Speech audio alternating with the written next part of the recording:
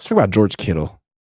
He was injured for like half of last year. He played through a core muscle injury. Niners didn't really detect it. Anyway, George really sacrificed a lot last year. He played through injury. People didn't even know. And George has been sacrificing a lot for years. Targets, touches. He plays offensive line a lot. I mean, there's so much he has to do for this team, and he just shuts the hell up about it. And not only that, he's got this like upbeat, I don't really care, everything's great, isn't life grand attitude. Everything's going to work out, making it back to the Super Bowl. I will be back. I got stuff to prove. And then he made it back. And it seems like part of him kind of died. Not like the young, exuberant, undefeated part. And ever since then, he's had this grizzled demeanor. And he was asked about it today by Matt Mayoko. Like, you've never seemed this affected by anything in football before. You've always been so unaffected. Like, what about this one hurt so much? And I don't know. It seems like a lot of these vets feel this way. But when he asked when he was asked about the state of the franchise, he talked a lot about the players and the core that they have, the team within the team. And he mentioned great coaches once, but you know who he never mentioned once in that press conference? Ever. And I don't know that he's mentioned them in a long time. Kyle. Now, George used to be Kyle's guy. Like, if Kyle had any criticism, George would be the first person in the media to explain why Kyle was a genius in schematic terms. Like, if you know ball, you know Kyle's great. I think he trusted Kyle for a long time. And I think kind of not only that they lost the Super Bowl, that George wasn't really allowed to have an impact on it much. I wonder how he feels about Kyle now. What did you get from George's press conference? Yeah, I think the biggest thing is he made it pretty clear, like, they need to win now. The team, it's interesting because we talk about it as, fans, or in your case, journalists, content creators, what have you. And I think we all know that, but you wonder if the team has the same urgency. And it's clear, like, George Kittle does have that urgency. He's saying we need to win now. He also talked about that the physical side is a little bit tougher than the mental side for him at this stage in his career. But you want to know the biggest thing that I took away from his press conference today is just how subdued he was.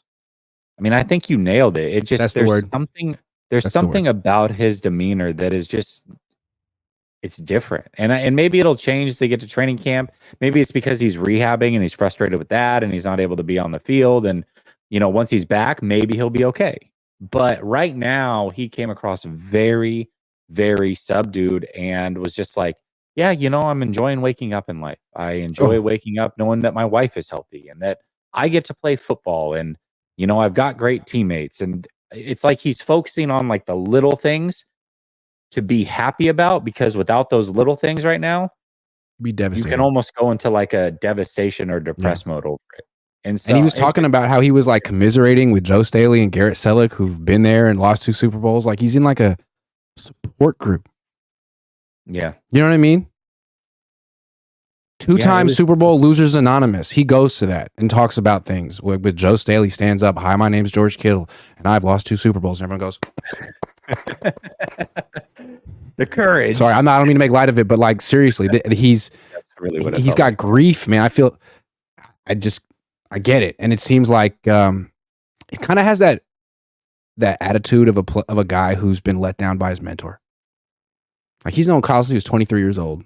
Trusted Kyle. He believed in Kyle. He thought, like, not Kyle did make him rich, and Kyle did make him a household name, but he thought Kyle would make him a champion. And 2 Super Bowl appearances, didn't really get much of an opportunity in the second one. I just gotta think he looks at the guy a little bit differently now. Like, I put my career in your hands. I sacrificed so much, and you didn't return the favor. So now I'm jaded. I'm jaded Kittle now. Remember when The Rock went from being the people's champ to the corporate champ? Yeah, of course. That's George now. Yeah, it is and again, I don't want to look too much into it now, because I really think it could be tied to the fact that he's rehabbing and he's not able to play the game that he loves. And like I said, it could easily change once he gets to training camp. His attitude might change or whatever.